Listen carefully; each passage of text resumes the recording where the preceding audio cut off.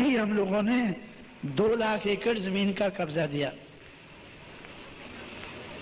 तो जो हम कहते थे कि जो जमीन सरकारी है वो जमीन हमारी है, तो लोगों को लगा कि भाई हमारी सरकार आई और इन्होंने वो करके दिखाया।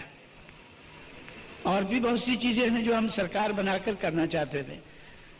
जब हमारी सरकार गिरी उसके आखिरी हफ्ते में हमारा ये प्लान था कि शेड्यूल का, शेड्यूल ट्राइब का, मोस्ट बैकवर्ड का कोई भी इंसान, कोई भी फैमिली जो देहात में रहती है,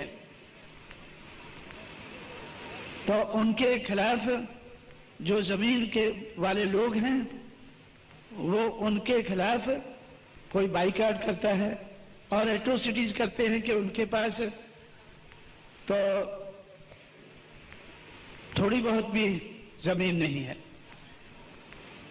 हालांकि थोड़ी बहुत जमीन देना ये अच्छी चीज नहीं है। थोड़ी बहुत जमीन देकर लोगों को लटका के देहात में रखना ये अच्छी चीज नहीं है। इसके तो हम भी खिलाफ है। बाबा साहब अम्बेडकर ने भी इसके बारे में काफी कुछ कहा है, सोच विचार किया है कि थोड़ी जमीन जो है वो झेंगे के झाड़ की तरह से है। झेंगा होता है क्या? वो एक झाड़ होता है ना जिसको लंबी लंबी लकड़ी सी लगती है, जिसकी सब्जी बनाते हैं, क्या बोलते हैं उसको? वही झेंगा। महाराष्ट्र में क्या बोलते हैं? झेंगे का झाड़, जिसको वो सब्जी लगती है ना, झाड़ लंबी लंबी लकड़ी लगती है जिसको नमक नमक डाल के है। चलो खैर, ऐसा जो दरख्त है उसके सहारे बहुत से लोग उसके सहारे बैठे रहते हैं देहात में कि भाई ये झाड़ है हमारे पास। चलो ऐसा, खैर वो अभी एक कहानी है, अभी मेरे पास समय नहीं बताने के लिए।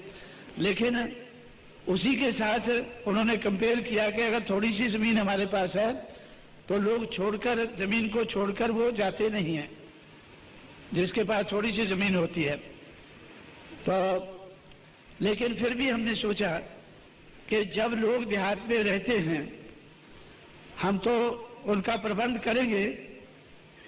जैसे बाबा साहब अम्बेडकर ने प्रबंध का सोचा था, सेपरेट सेटलमेंट्स, हमारे लोगों के सेपरेट सेटलमेंट होने चाहिए।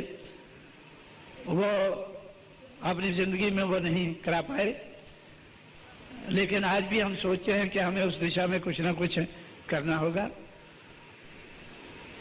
लेकिन फिर भी हमने सोचा कि उत्तर प्रदेश में जब हमारी सरकार है, शेड्यूल कास्ट, शेड्यूल ट्राइब और मोस्ट बैकवर्ड का कोई भी आदमी जो दूसरों के खेतों में खेती करके अनाज पैदा करता है, जो देहात में रहता है, जब तक वो देहात में रहता है उसके पास कम से कम 1 एकड़ जमीन होना जरूरी है। अपने रोजमर्रा के इस्तेमाल के लिए उनके पास 1 एकड़ जमीन का होना जरूरी है। अगर गांव पंचायत की जमीन है तो उसमें से दे दिया जाए। अगर सरकार के पास जमीन नहीं है तो सरकार एक्वायर करके वो जमीन हर फैमिली को कम से कम 1 एकड़ दे। यह हमने अपनी सरकार के आखिरी हफ्ते में सोचा था, लेकिन जब सरकार नहीं रही तो ऐसी सोचें हमारे दिमाग में ही रह गई हैं। लेकिन ये मैं कहना क्या चाहता हूं, ये बात बताकर कि those who oppose will be required to propose. जो विरोध करते हैं, जो विरोध करते हैं तो उनके विरोध को ध्यान में रखकर तो डेमोक्रेसी में उनको भी मौका मिल सकता है कि भाई हम आपको मौका देते हैं, आप बताएं कि अगर ये सही नहीं है तो सही क्या है, और हम आपको मौका देके ये करके दिखाएं। तो हम लोगों ने अपोज नहीं किया बल्कि प्रपोज भी किया है। ये काम हम लोगों ने बीएसपी के माध्यम से किया है। बामसेफ के माध्यम से, बामसेफ को बनाने का कॉन्सेप्ट क्या था कि जिस समाज की गैर राजनीतिक जड़ें मजबूत नहीं होती उस समाज की राजनीति कामयाब नहीं हो सकती। इस सोच के आधार पर, इस कॉन्सेप्ट के आधार पर हम लोगों ने बामसेफ बनाने का सोचा। उसके बाद बामसेफ अभी बनी नहीं थी। हम इस नतीजे पर पहुंचे कि बामसेफ बनने के बाद में भी हम बहुत कुछ नहीं कर पाएंगे, क्योंकि हमें संघर्ष करना होगा। अगर हम संघर्ष नहीं करेंगे तो भी हमारी बात आगे नहीं बढ़ेगी। बामसेफ संघर्ष नहीं कर सकेगी, इसलिए संघर्ष करने के लिए हम लोगों ने BS4 बनाया। और कॉन्सेप्ट क्या था कि power will be product of struggle. पहला कॉन्सेप्ट था जिसके आधार पर बामसेफ बनाई कि जिस समाज की गैर राजनीतिक जड़ें मजबूत नहीं है उसकी राजनीति कामयाब नहीं हो सकती है। दूसरा कॉन्सेप्ट क्या था कि power will be product of struggles. अगर आप लोगों ने समाज को बामसेफ के माध्यम से तैयार कर लिया है, तैयार करने के बाद आप हुक्मरानों से कहेंगे कि अब हम तैयार हैं, हमारा हिस्सा हमें दे दें, तो कोई नहीं देगा। आपको उसके लिए स्ट्रगल करना होगा।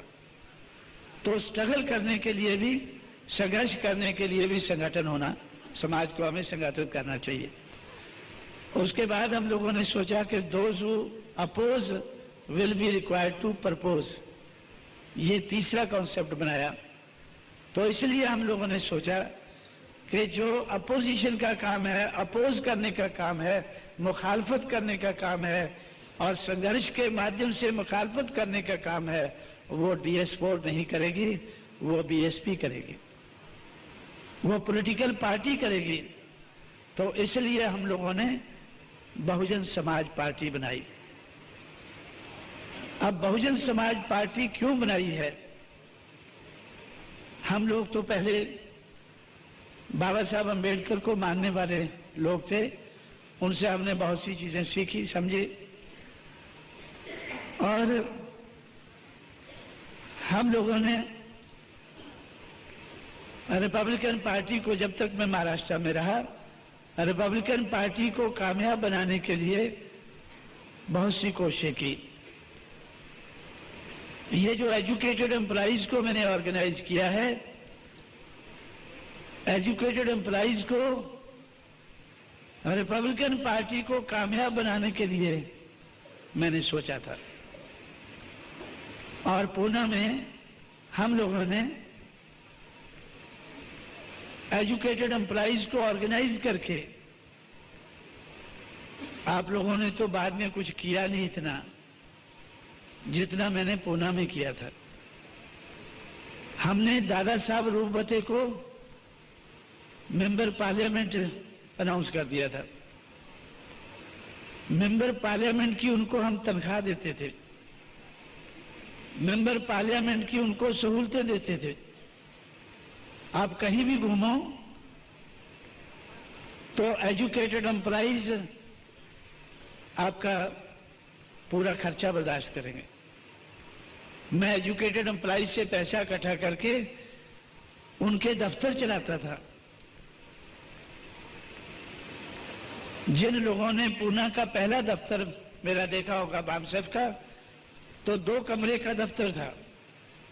अगले कमरे में बामसेफ चलती थी और पिछले कमरे में, बीच में दरवाजा था, पिछले कमरे में RPI चलती थी।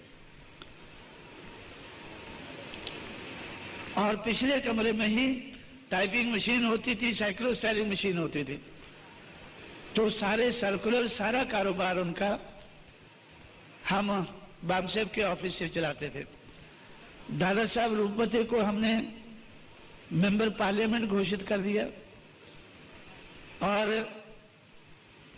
बाजीराव कामले को हमने MLA घोषित कर दिया। राज सालवी को हमने कारपोरेटर घोषित किया कि राज सालवी हमारा कारपोरेशन में हमारे समाज का काम देखेगा, बाजीराव कामले असेंबली के लेवल का काम देखेगा, दादा साहब रूपवते पार्लियामेंट के लेवल का काम देखेगा। और इनको हम वही सहूलतें देंगे जो MP, MLA या कारपोरेटर बनने के बाद सरकार इनको देती है। उनको हम पीए भी रखते थे उनके साथ। दारा साहब रूपदे के साथ हमने एक पीए भी रखा था जो एमपी के साथ भी नहीं होता है। मैं एमपी हूं, मेरे साथ कोई सरकारी पीए नहीं है, लेकिन मैं तो अभी इस लायक हूं कि रख सकता हूं।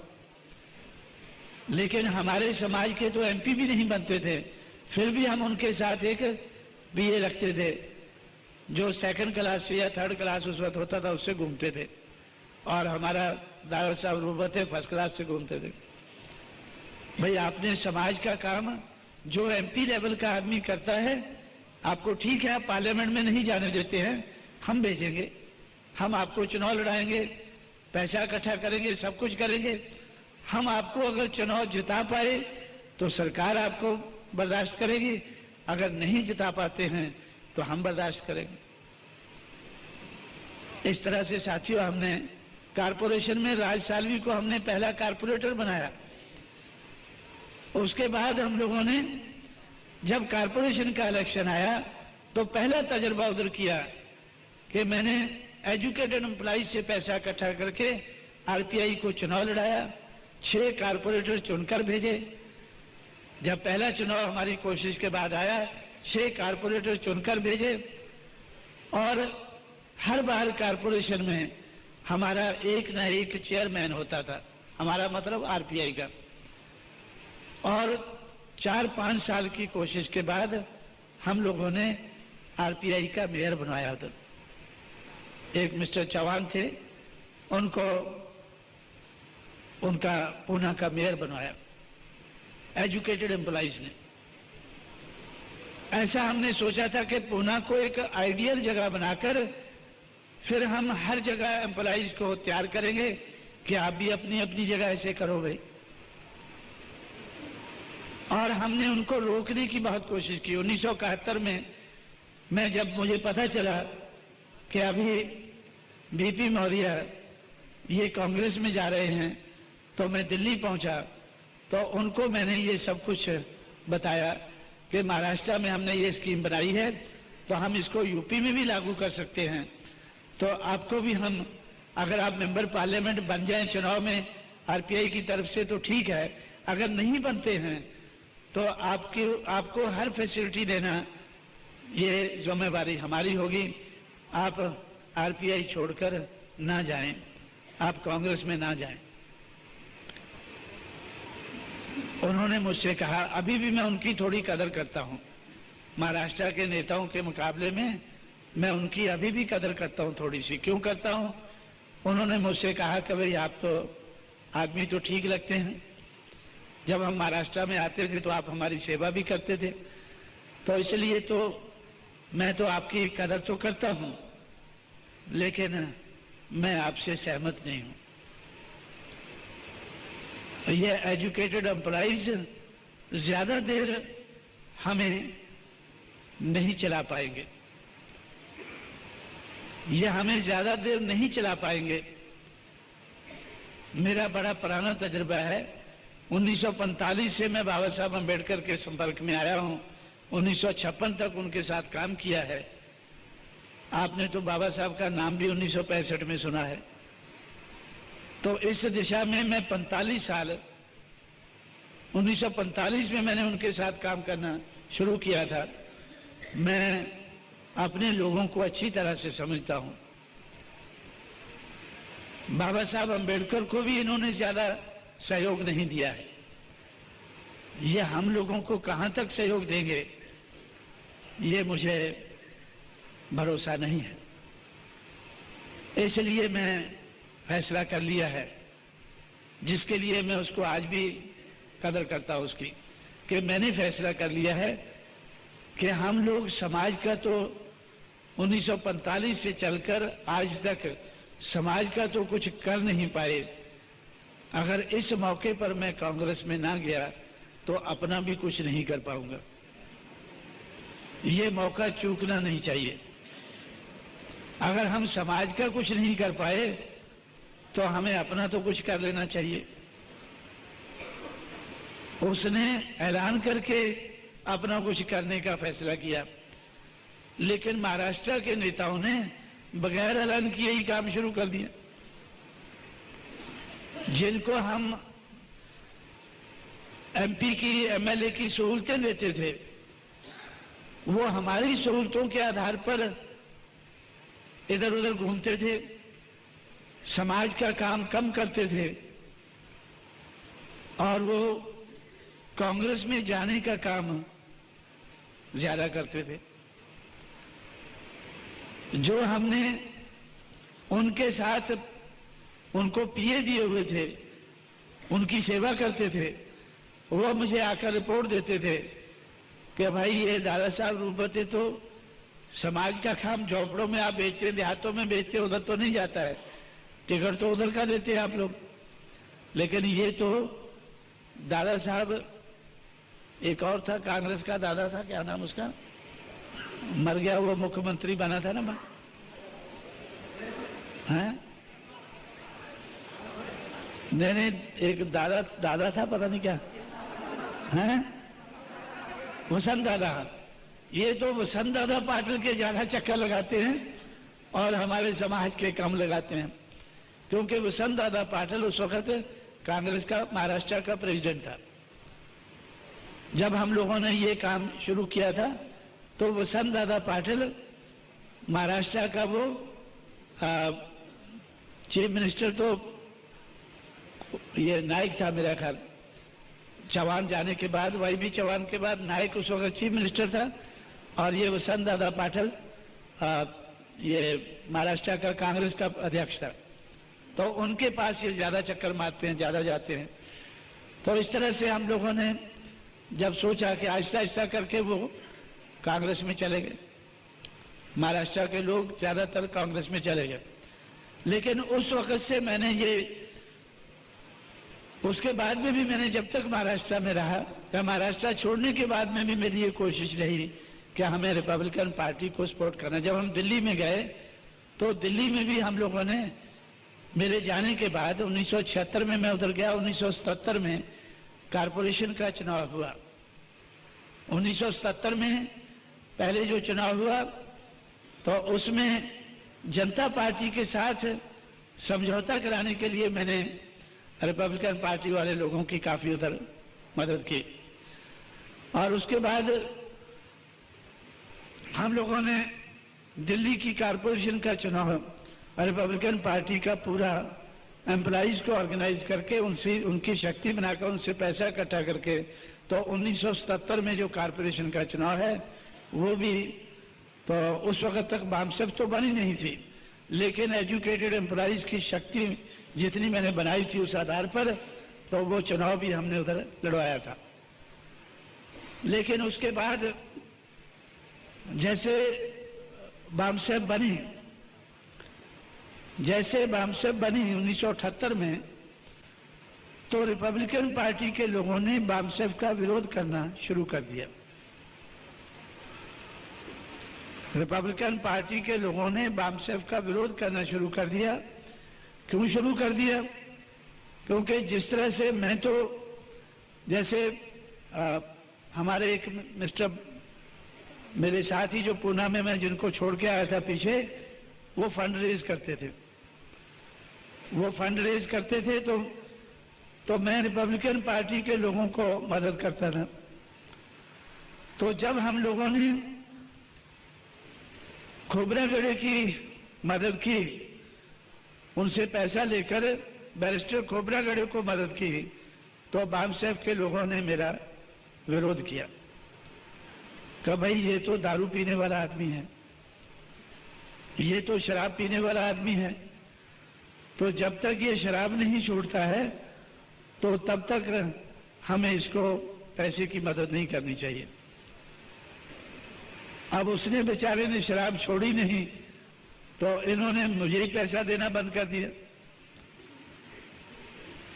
पूना के लोगों ने, उसमें एक कर्मचारी था मिस्टर भगत, अब पता नहीं वो है या रिटायर हो गया होगा, तो उसने सारे कर्मचारियों को कन्विंस करके तो मेरे पास वो ये लेकर आए कि भाई हम इनको मदद नहीं करेंगे क्योंकि ये तो शराब पीता है, और हमारे पैसे से हम पैसा इकट्ठा करें और ये उसकी खोबरा गड़े, उसकी शराब पी जाए, ये हमें मंजूर नहीं है। तो मैंने उनसे कहा कि भाई मैं तो नहीं पीता हूं, आप तो पैसा मुझे देते हैं, तो मेरा भत्ता क्यों बंद करते हो? वो कहने लगे आपका भत्ता उधर चला जाता है इसलिए हम नहीं देंगे, आपको भी नहीं देंगे। तो इस तरह से तो आहिस्ता आहिस्ता करके कुछ कर्मचारियों की तरफ से उनको विरोध होने लगा। जिस तरह से आज कर्मचारी जो है तो आप थोड़े कंप्लेन करते हैं, दुखी हैं, तो कितनी आपकी कंप्लेन जायज है नाजायज है उसके ऊपर तो मैं गौर करूंगा, लेकिन उस वक्त भी हमें ये दिक्कत आई। और जब हमने शराब पीने वाले आरपीआई के लोगों का भत्ता बंद कर दिया कर्मचारियों ने, मेरी अपील के बावजूद भी मैंने उनसे कहा कि भाई इनको तो पुरानी आदत है, ये छोड़ेंगे नहीं, तो चलो इनके लिए शराब का भी बंदोबस्त कर देना चाहिए। वो बोलने लगे कि नहीं ये तो हम नहीं करेंगे, ये बात हम आपकी नहीं मानेंगे। तो आरपीआई के जो दारू पीने वाले नेता थे वो सारे हमारे खिलाफ हो गए, वो सारे बामसेफ के खिलाफ हो गए। अब बामसेफ के खिलाफ हो गए मतलब कांशीराम के खिलाफ हो गए,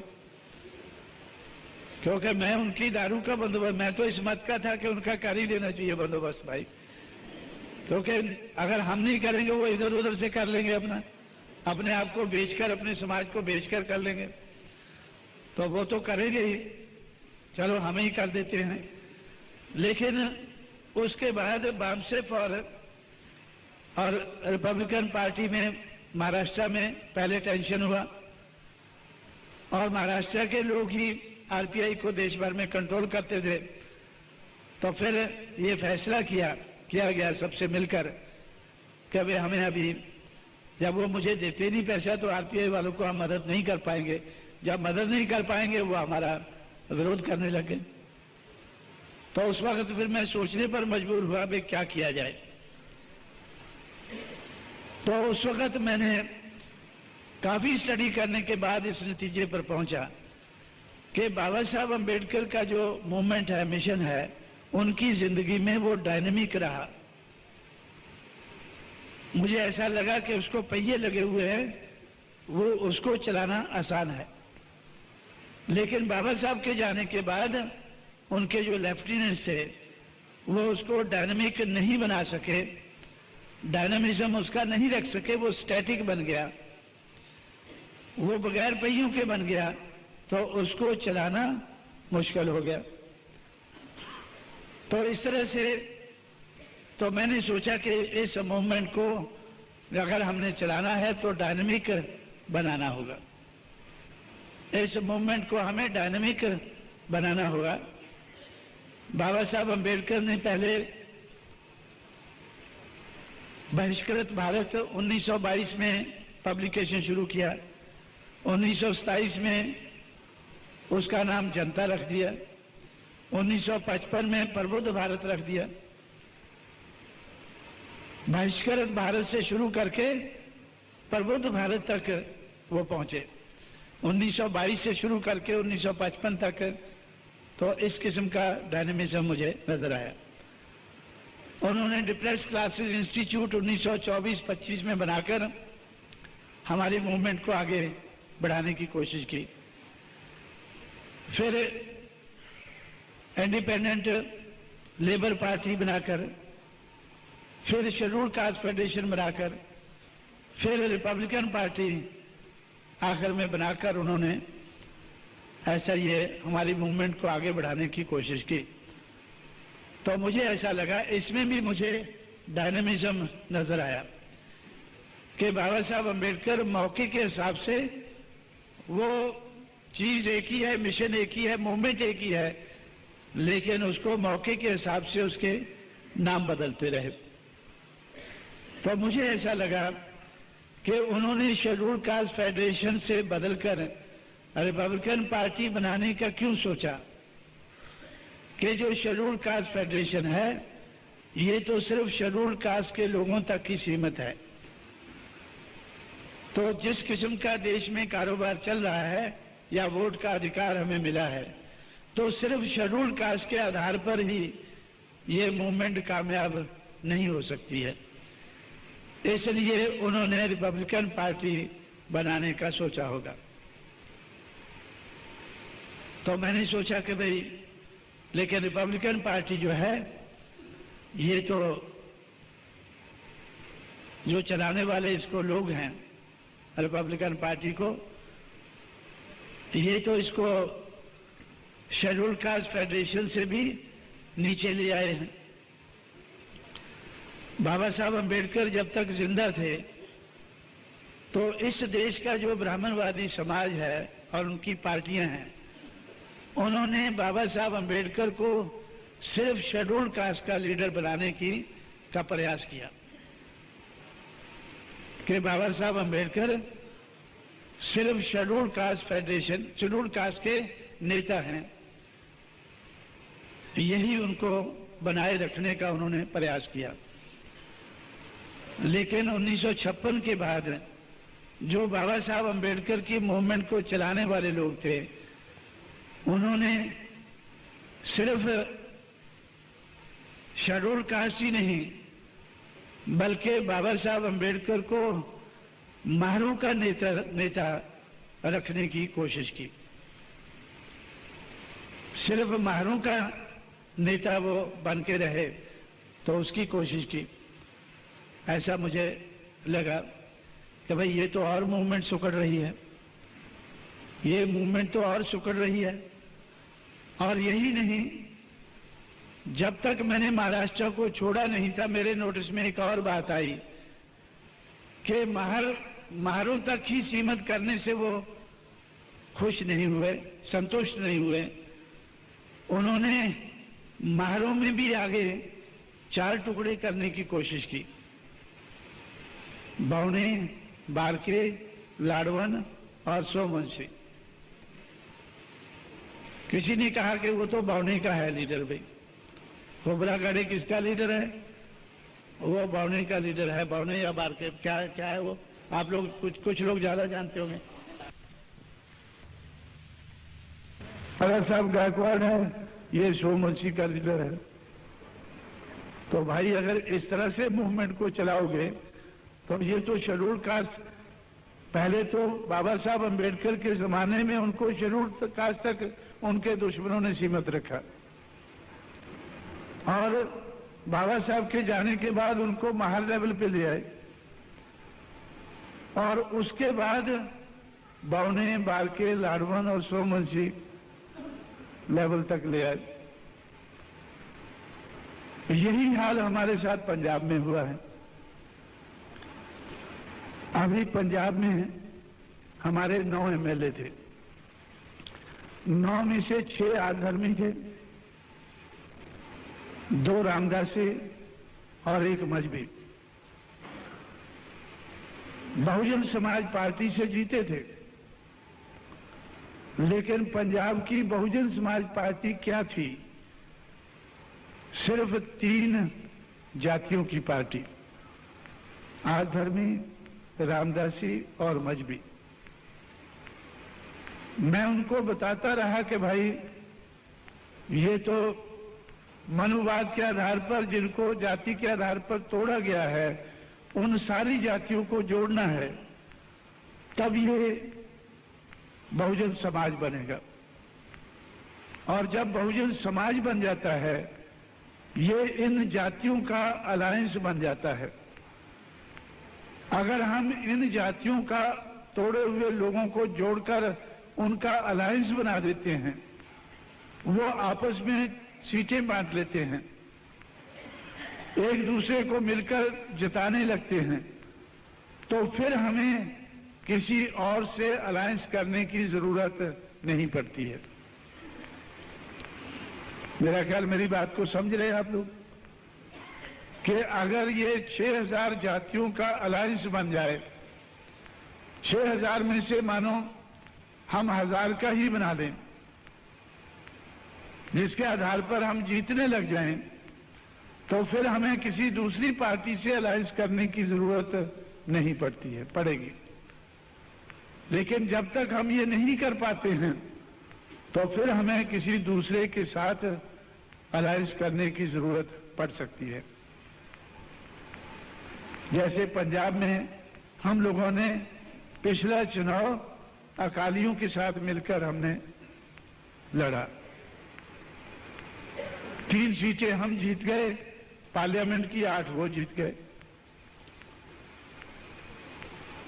अब इस वक्त भी बहुत से लोग सोचते थे कि फिर हमें उनके साथ अलायंस कर लेना चाहिए, कि उनके साथ अलायंस करके वो भी जीत जाएंगे, हम भी जीत जाएंगे। लेकिन उन्होंने फैसला किया कि वो बीजेपी के साथ करेंगे। तो फिर क्या करना चाहिए? फिर हमारे साथी सोचे कि कांग्रेस से कर लेना चाहिए। लेकिन कांग्रेस वालों ने सोचा कि काशीराम ने हमें उत्तर प्रदेश में नीचा दिखाया है, हम इसको पंजाब में नीचा दिखाएंगे। मैंने सोचा कि नीचा देखना ही है तो फिर हम आपको भी दिखा देंगे कि क्या कर सकते हैं। तो इस तरह से साथियों, तो मेरा अभी भी विश्वास है, अभी भी मैं पंजाब में जो छोटी सी स्टेट है, तो 2 साल के अंदर अंदर मुझे भरोसा है कि हम बहुजन समाज की अपनी सरकार बना सकेंगे। क्योंकि अकाली पार्टी की सरकार आज तक कभी 2 साल चली नहीं है, अभी भी चलने की संभावना नहीं है। अगर 2 साल के अंदर फिर हमें दोबारा मौका मिलता है तो तब हम बहुजन समाज की सरकार बना पाएंगे, किसी से समझौता किए बगैर, किसी से अलायंस किए बगैर। लेकिन शर्त यही है कि हमें इन लोगों का अलायंस बना देना चाहिए जिसका नाम मैंने बहुजन समाज रखा है। बहुजन समाज क्या है? मनुवाद के आधार पर गिराई गई जातियों का अलायंस है। अगर ये टूटे रहते हैं तो ये कमजोर रहते हैं, अगर जुड़ जाते हैं, अगर टूटे रहते हैं तो अल्पजन रहते हैं, अगर जुड़ जाते हैं तो बहुजन बन जाते हैं। तो इसी तरह से तो जब मैंने महाराष्ट्र में देखा कि भाई वैसे ही हम टूटे हुए हैं, अब इन्होंने मेरे देखते देखते इस पार्टी को, जिसमें बाबा साहब की पार्टी को, जिसको शेड्यूल कास्ट की पार्टी बाकी दुश्मनों ने उनके बना के रखा, तो बाबा साहब ने इनको बदलने की कोशिश की। इसका नाम रिपब्लिकन पार्टी रखा कि इसको हम, पता नहीं वो क्या करना चाहते होंगे, लेकिन मैंने ऐसा सोचा कि शायद इसको ब्रॉड बेस करना चाहते होंगे। किस आधार पर करना चाहते होंगे वो तो वही जानते होंगे। लेकिन जो मैंने सोचा कि अगर हमें ब्रॉड बेस करना है, शेड्यूल कास्ट फेडरेशन से काम नहीं चलता है, तो हमें शेड्यूल कास्ट ही नहीं बल्कि schedule caste, schedule tribe, other backward caste, जिन लोगों को मनुवाद के आधार पर, ब्राह्मणवाद के आधार पर जिनको तोड़ा गया है, उनको जोड़कर हम अल्पजन से बहुजन बनाएंगे और बहुजन बनने के बाद ये लोग अपने एमएलए बनाएंगे, अपने एमपी बनाएंगे। तो इसलिए हम लोगों ने अपनी पार्टी का नाम बहुजन समाज पार्टी रखा है।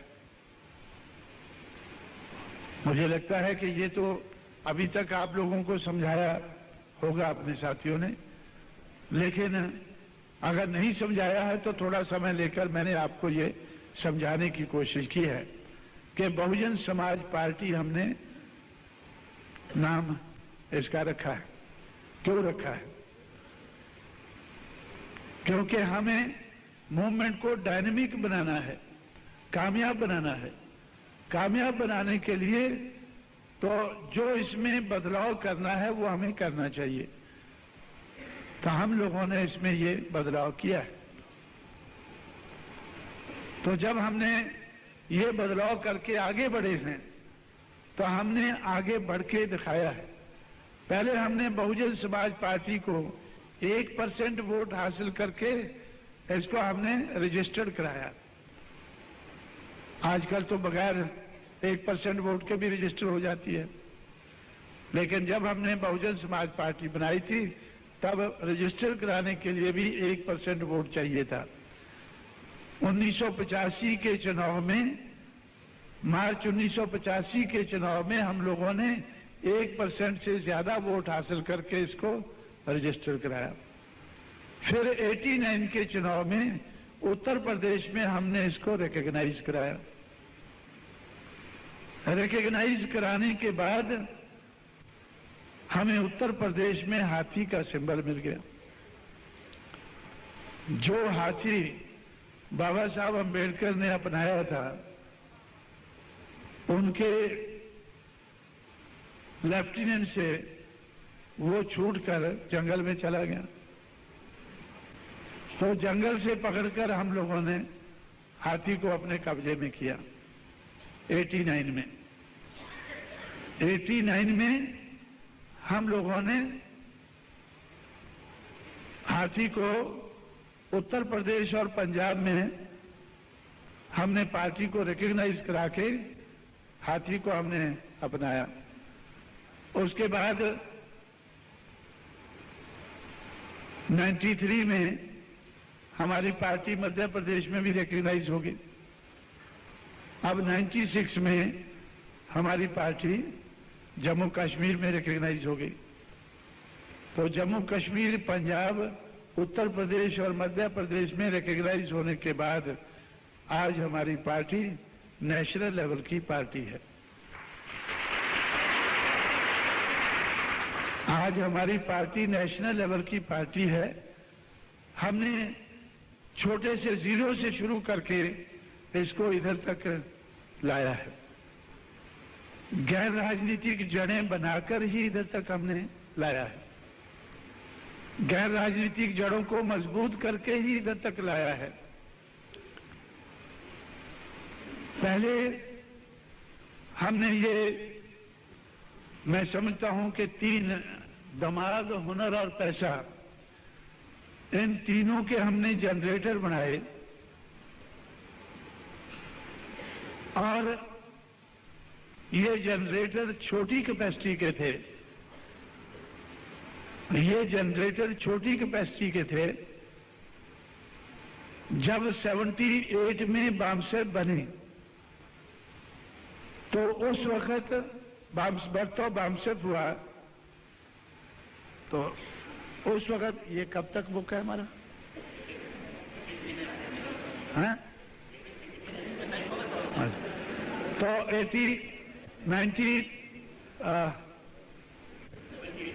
78 में हमारा जनरेटर लगभग 3 लाख रुपया जनरेट कर पाया था।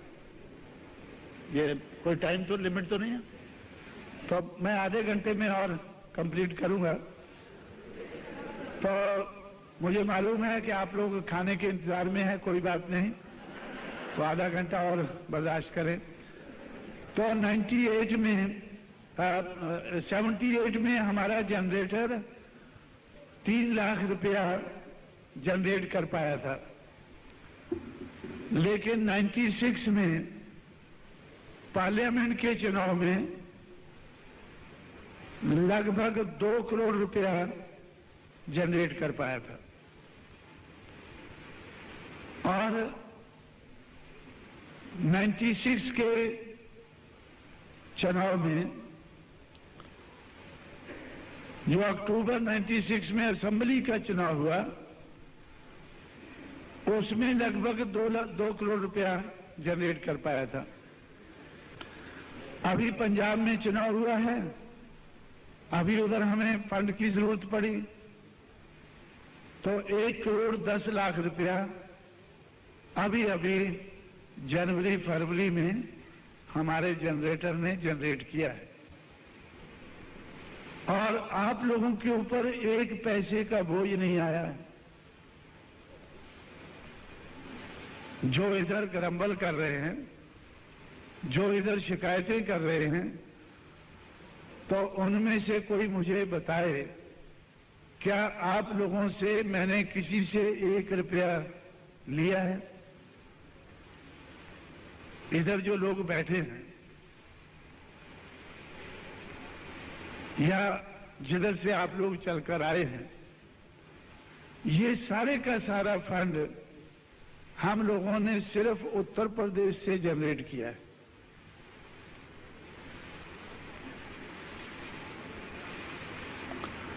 अब जनरेटिंग कैपेसिटी हमने बढ़ाई है, जनरेटिंग कैपेसिटी हमने बढ़ाई है। दूसरों के मुकाबले में, दूसरी पार्टियों के मुकाबले में ये कुछ भी नहीं है। हम लोगों ने उत्तर प्रदेश से 1 करोड़ 10 लाख रुपया जनरेट करके पंजाब में लगाया, लेकिन 1 करोड़ 10 लाख रुपया प्रकाश सिंह बादल ने गिद्दड़वा की एक एमएलए की सीट जिताने में, प्रकाश सिंह बादल ने जो अभी मुख्यमंत्री बना है, उसने एक एमएलए की सीट को जिताने में इससे ज्यादा रुपया लगाया। गिद्दड़वा की सीट को, जिधर से अकाली पार्टी का रिवाइवल उन्होंने शुरू किया, एक सीट को जिताने में 1 करोड़ 10 लाख रुपए से ज्यादा उन्होंने लगाया। मैंने उनसे कहा कि भाई आप इतना पैसा क्यों लगाते हैं? उन्होंने कहा कि कांग्रेस वाले इससे ज्यादा लगा रहे हैं, कांग्रेस वाले इससे ज्यादा लगा रहे हैं।